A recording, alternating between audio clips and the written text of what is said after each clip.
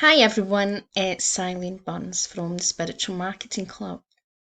Now, in today's video, I'm going to talk about what makes your ideal clients and soul clients attracted to you.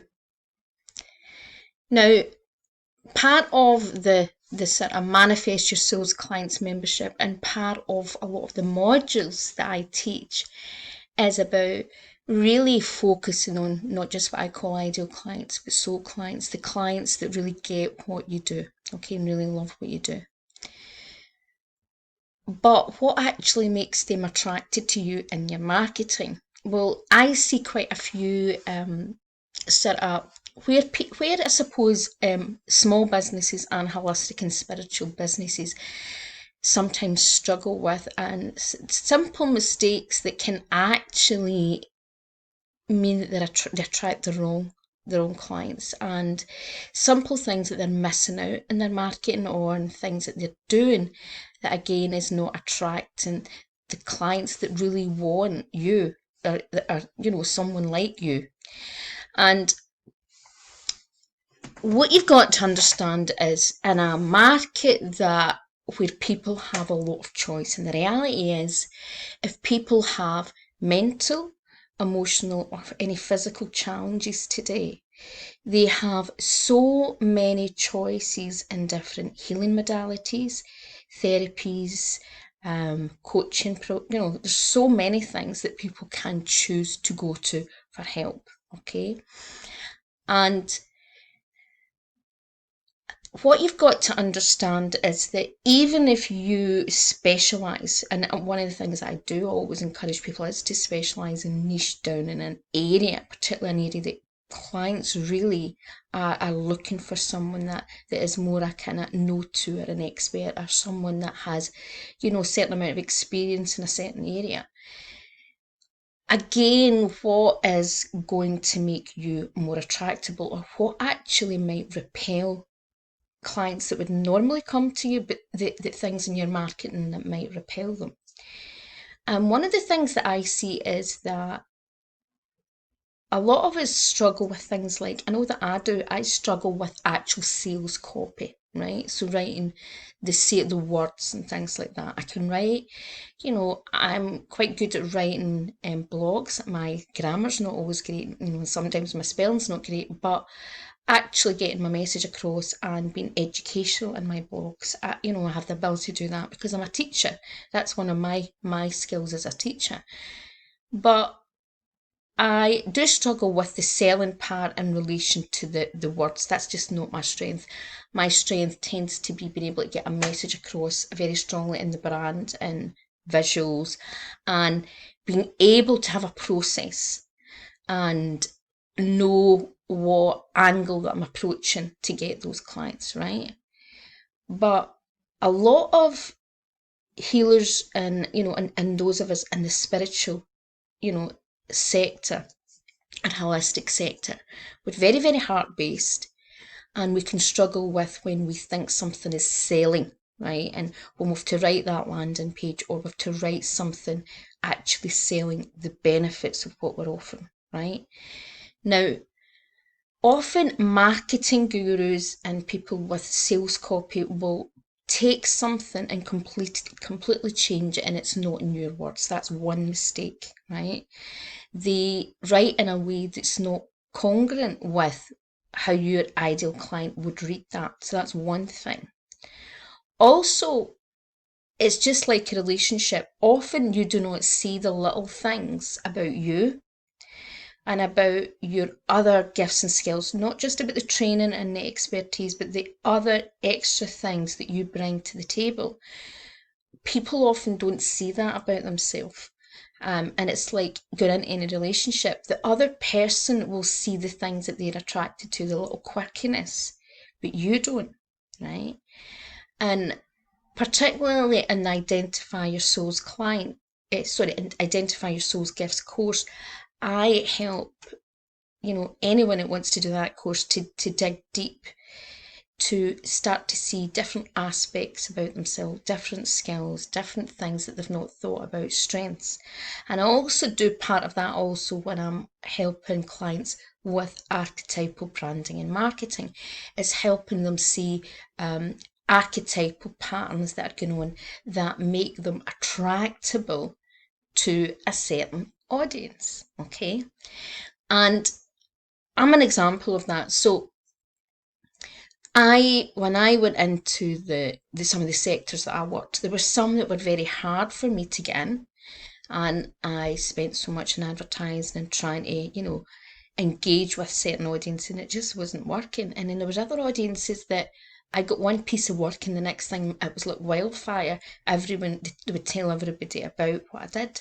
And that was because, and I didn't realise at the time, it was because I was very natural in certain environments and my greatest skills was there. And a lot of that at the time was like charity and health and education sectors. So getting into the schools, working with children and working with adults. I could be myself. I was being very natural.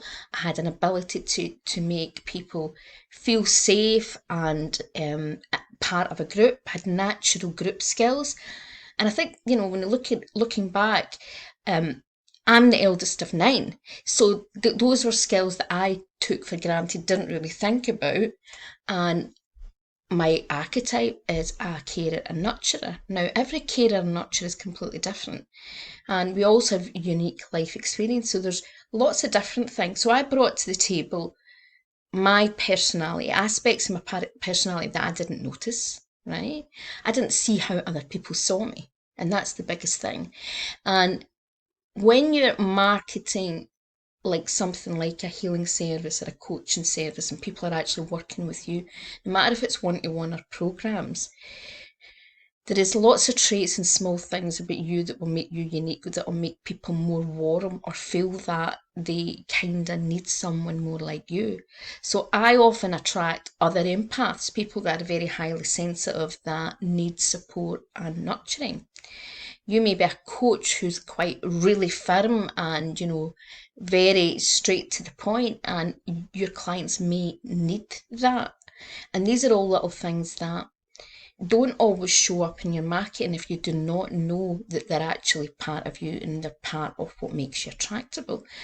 And these are all the things that I believe are actually very important. And it's one of the reasons why in the first month, I include the Identify Your Soul's Gifts course first before people actually go into the Identify and Attract Your Soul clients. And the reason why is that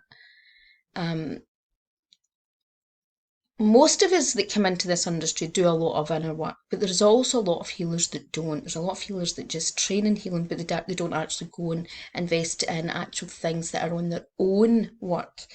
A lot of us can be good at buying things that are going to give us the training, their certificate, but actually doing the work ourselves. So often we do not see ourselves as other people see us. And even those of us who've invested highly for decades doing our own inner work and, investing in other people to help us explore, we all have our blind spots, those things that we cannot see that actually make us stand out, or even things that would make us not attractable to certain clients, and they're the clients that we're not meant to work with. Now, in some of my types of copy, I actually put the clients that are not my clients, and there's a very valuable reason to do that. Now, I'm so empathic that I actually at times feel so much that in groups when I'm doing work with clients, it can actually knock me over and really impacts my health.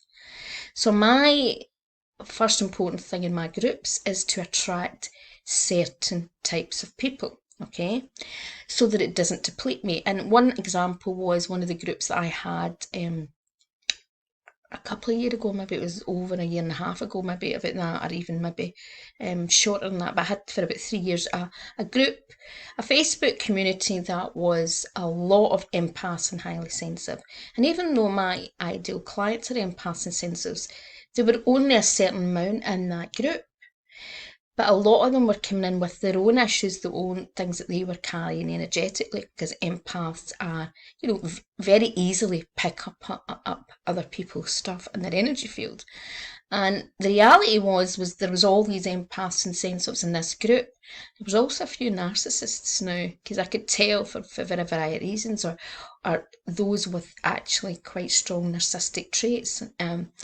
And that energy was very harsh for me. So I loved doing the work, but it was so exhausting, and I was attracting also people who were also always looking for freebies, or people trying to offer exchanges, and it was a constant that people were expecting more, and I'm someone that in my and that I gave so much away in that group, and it wasn't I was giving away, you know it would be over 25 years experience at that point, and a lot of investment. I was giving them a lot of tips and tools and things that they really wouldn't have got anywhere. So I was being too generous, so there was no value. And it was a big learning a lesson for me in many ways. And it was another reminder about really knowing who your ideal clients are, your soul clients, and who you don't want to attract. So even in my Manifest Your Soul clients, even though it is open to any healer or spiritual coach, I my greatest skill is actually helping healers that have a certain amount of experience, because they have a certain amount of awareness, and they tend also not to be as naive about marketing. They have been in the industry for a while. They know that marketing your business is not straightforward. It's not a quick fix solution. And they tend to be healers that are really ready to up level, step up in their gifts, and really ready to move forward in their business. They know that they mean business. Okay, so that is mostly what I call soul clients. And like you will attract soul clients, you will also attract ideal clients, other people that you can help in different levels. But when you focus on the main core and build your business around the main core, the key is it's a lot easier for you, because they're the people that you're really here to serve, and you are the person that can serve them the best way. Now, the challenge that can happen with ideal clients, of course, you can solve certain solutions for them, but sometimes it depends on what type of work, but they're maybe not ready to go to a certain level. And even in when I had my spiritual marketing club membership, before it was called the Manifest Soul clients, I was attracting a couple of clients who just didn't really, they were finding it hard to grasp because they hadn't done some certain inner work. And I was having to take them back down to base level. And they were trying to basically run before they could walk or crawl. And that's an example where, it's knowing where your ideal audience is.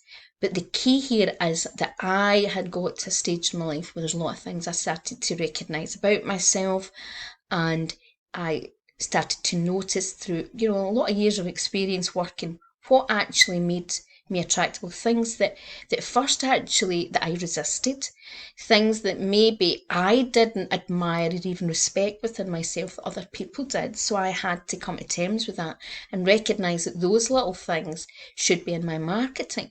And it's not that you just say that I'm a certain, it's not what you do.